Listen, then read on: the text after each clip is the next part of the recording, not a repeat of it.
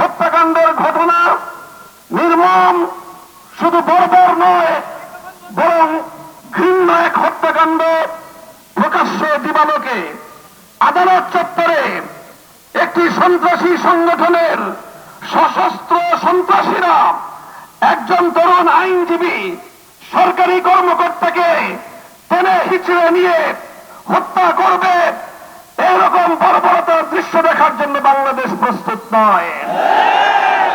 বাংলাদেশ আজ অগ্নিগর্ভ, বাংলাদেশের প্রতিটি মানুষের হৃদয়ে আজ রক্তক্ষরণ হচ্ছে।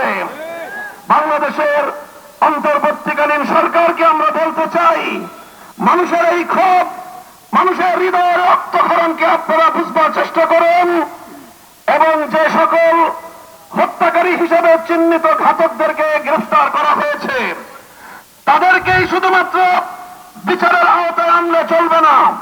আমাদের স্পষ্ট দাবি হল, এই ঘটনার নেপথ্যে যারা রয়েছে সেই নেপথ্য খুনিদেরকে বের করে মুখোশ উন্মোচন করতে হবে, তাদেরকেও বিচারের আওতায় আনতে হবে। শহীদ আলিফ হত্যাকাণ্ডের জন্য ইস্কনের স্পষ্ট মদতদাতা খুনি শেখ হাসিনাকে আসামি করে তার নেতৃত্বের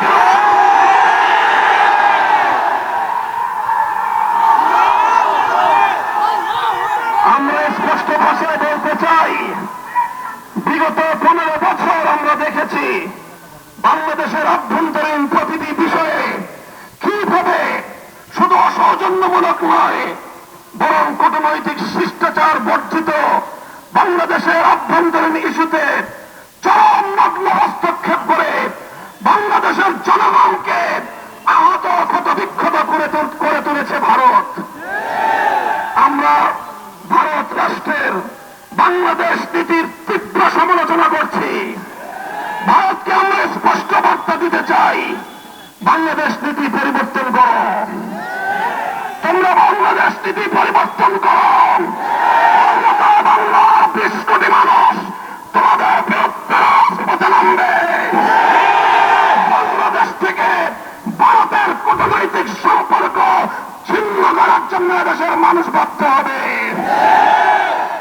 আমরা স্পষ্ট ভাষায় বলতে চাই, আইন শৃঙ্খলা রক্ষাকারী বাহিনীকে আমরা বলতে চাই, চিন্ময় কৃষ্ণ দাস তার তৎপরতার দ্বারা কথা দিবালোকের ন্যায় পরিষ্কার, সে ভিনদেশী গুপ্তচর হিসেবে ভূমিকা পালন করছিল। বারবার সে তার সেই প্রভুর দেশে গিয়ে সেখান থেকে নির্দেশনা নিয়ে এসে বাংলাদেশের অভ্যন্তরে নৈরাজ্য সৃষ্টি করবার পায়তারা চালিয়েছে।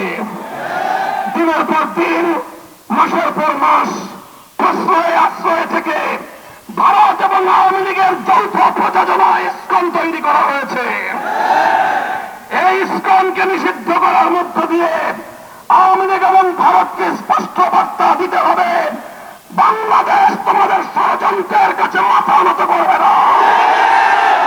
আমরা রক্ত দেব, আমরা জীবন দেব, আমরা লড়াই করব, বাংলাদেশের গৌরব রক্ষা করব।